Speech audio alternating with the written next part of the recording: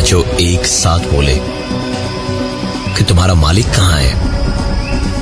उस आदमी ने हंसते हुए कहा, अरे साहिब, क्यों गरीब का मजाक उड़ा रहे हैं? बड़ी मुश्किल से पाई इकट्ठा करके बोट खरीदी है। ज्यादा पैसे होते तो इस बोट पे मैं अकेला क्यों होता? और भी लोग होते ना। उसकी बातें सुन के सबको बेहद गुस्सा आया। उन्होंने उसको पकड़ा और खींच के ऊपर ले गए। जाके देखा, कहीं पर कोई नहीं है। सिर्फ यही 6 लोग हैं और इस बोट पर कोई नहीं है। सब कुछ देखने के बाद उस आदमी ने कहा, आप सबने बहुत पी ली है, आराम कीजिए, मैं बोट संभालता हूँ।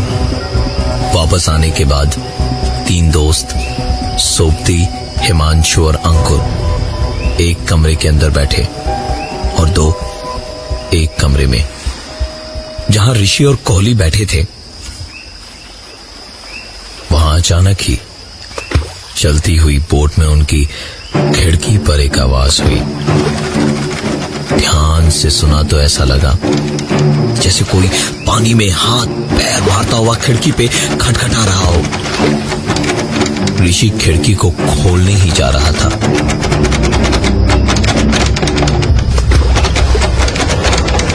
कि कोहली ने हाथ बढ़ा के उसे रोका और कहा, मत जा वहां। दोनों चुपचाप बैठे ही थे कि जब फिर से एक बार इंजन स्टार्ट होने की आवाज आई। इंजन के स्टार्ट होते ही बोट फिर एक बार चल पड़ी। बोट जैसे जैसे आगे बढ़ी, खिड़की से 5 दोस्तों ने बाहर देखा। सामने जेटी पे खड़ा था वो आदमी जिसे ये दोस्त अभी तक इस बोट का मालिक समझ रहे थे। वो हाथ फहराता हुआ वहीं से कह रहा था, जाओ जाओ, आराम से जाओ, एकदम सही जगह पहुंच जाओगे तुम लोग।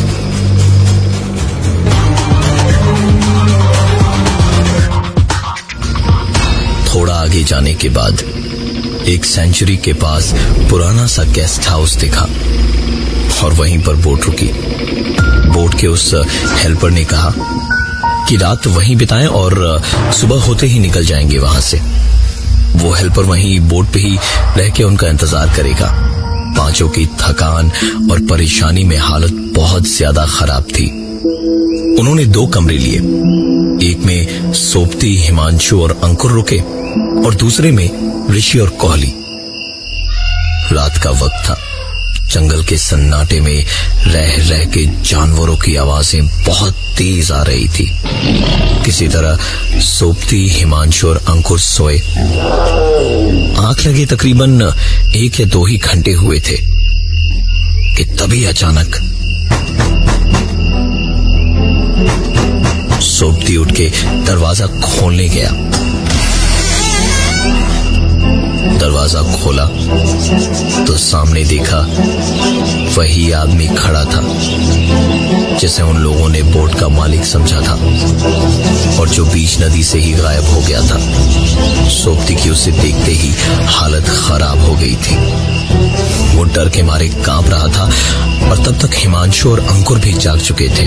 उठ के उन्होंने भी दरवाजे पे उसी को देखा तो उस आदमी ने हंसते हुए कहा, कुछ खाएंगे साहब? सोबती ने उसे धक्का दिया और तीनों वहां से निकल के भागे। सामने देखा तो ऋषि और कोहली उन तीनों का नाम पुकारते हुए चिल्लाए जा रहे थे और जेटी के किनारे बोट की ओर भागते हुए उन्हीं के लिए खड़े थे। तीनों को आता देख वो दोनों आगे आगे भागे और बोट पे चढ़ गए। सोबती, हिमांशु और अंकुर भी पीछे आए और बोट पर चढ़ गए। बोट का इंजन ऑन किया तो बोट आगे की ओर बढ़ने लगी। तीनों ने राहत की सांस ली और पलट के वापस देखा तो उनको जो कुछ भी दिखा उस पर यकीन करना मुश्किल था। ऋषि, कोहली और वो आदमी जिसे वो बोट का मालिक समझ रहे थे, तीनों आदमी जेटी के कोने पे खड़े होके हाथ हिलाकर अलविदा कह रहे थे। तीनों तुरंत इंजन रूम की ओर भागे, बोट वाले को बोट रोकने के लिए कहने को। लेकिन पहुंच के देखा तो वहां कोई नहीं था। तीनों वापस बोट के ऊपर आए, लेकिन वहां भी कोई नहीं था। इतने में सोप्ती ने कहा, अब तुम लोग यहीं रुको, मैं बोट रोकने की कोशिश करता हूं। और वो इतना कह के इंजन रूम में चला गया। इंजन रूम में 50 बटन, कुछ लीवर देख के सोप्ती को कुछ समझ नहीं आ रहा था। तभी बाहर से उसे कुछ जोर की आवाजें सुनाई दी।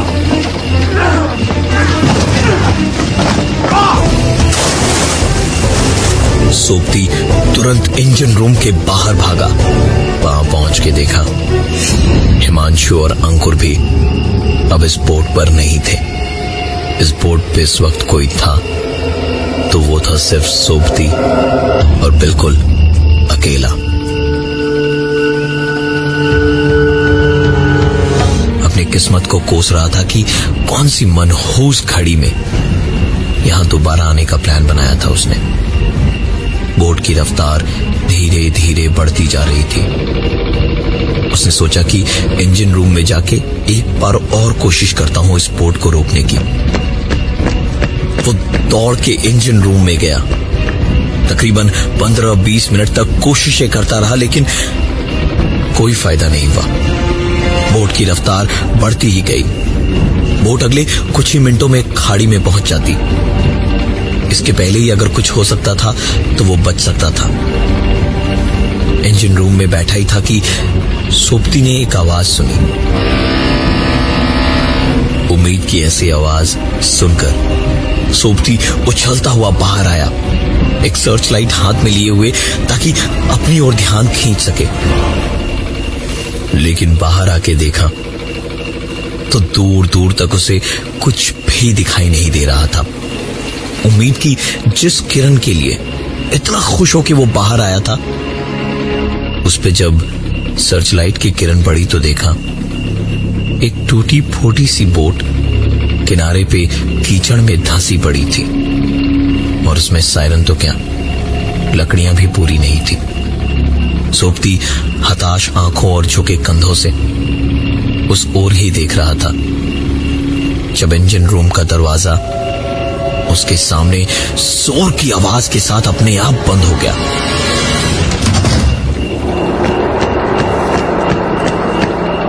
सोप्ती तुरंत भागा और जोर जोर से दरवाजे पर मारने लगा। दरवाजे को पीटना बेकार था, क्योंकि दरवाजा अंदर से बंद था। इंजन रूम एक दरवाजे को छोड़कर चारों ओर कांच का बना हुआ था। कांच तोड़ के अंदर घुसना ही इकलौता रास्ता था। फेरी अब खाड़ी में पहुंचने ही वाली थी। सोप्ती कांच तोड़ने एक लकड़ी लेके जैसे ही कांच के पास पहुंचा तो उसके हाथ से डंडा छूट के गिर गया, क्योंकि एक लड़की बैठी थी उस इंजन रूम के अंदर, एक फटी सी लपेटी हुई साड़ी में। उसके कपड़े फटे हुए थे, बुरी तरह पीटा हुआ था, और उसकी हालत बिल्कुल ही खराब थी। सोप्ती को अब समझ आया कि ये सब क्या हो रहा था। कुछ साल पहले जब पांचों दोस्त सुंदरबन पहली बार घूमने आए थे तो जंगल में घूमने निकले थे। वहां एक सुनसान सी जगह पे यही लड़की उन्हें दिखाई दी थी। यहां उन्हें कोई नहीं जानता था और दूर दूर तक आसपास कोई नहीं था। दूर दूर तक किसी को पता नहीं चलता कि क्या हुआ था वहां। इसलिए उन पांचों ने मिलकर उस लड़की और उस हालात का गलत फायदा उठाया था।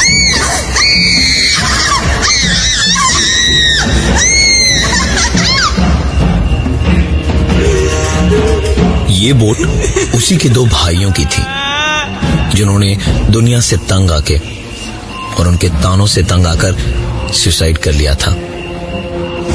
उस लड़की ने कांच के पीछे से कुछ कहा जो सोप्ती को बाहर खड़े होके भी ऐसा सुनाई दिया जैसे सीधे उसके कानों में किसी ने कहा हो, तुम्हारे दोस्त और मेरे भाई सब सब आ रहे हैं। मुझ पे सबसे पहली नजर तुम्हारी ही पड़ी थी ना?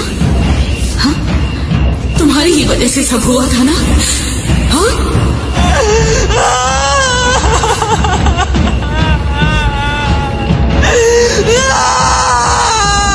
बोट अब खाड़ी में काफी आगे आ गई थी कि तभी अचानक बोट रुक गई और कुछ आवाजें आने लगी।